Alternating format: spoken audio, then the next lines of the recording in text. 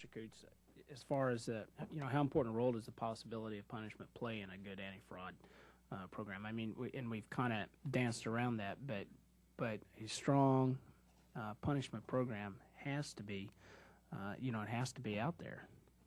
I think it's enormous. I mean, if you look across the government, we look at programs across the government, those programs that there are no consequences and no one ever is held accountable through prosecution or in firm suspension debarment, those are the ones that are most vulnerable to something happening. So I believe it's critical.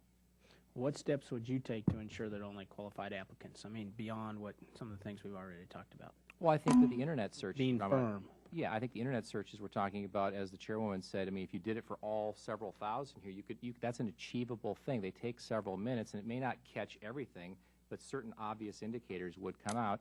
And I'm a proponent of at least random unannounced site visits to these locations. I think that's a good practice.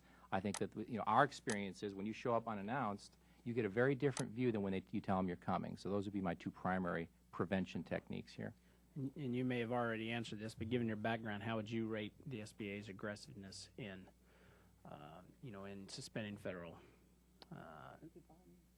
debarment? Well, I think it was at 0 before we started this, and I think it's moved towards 2, and today now it may be 3. If they suspended 4 more firms and 2 more individuals, maybe we're at 3, but it's not quite where we need to be. That's a long ways from where we need to be.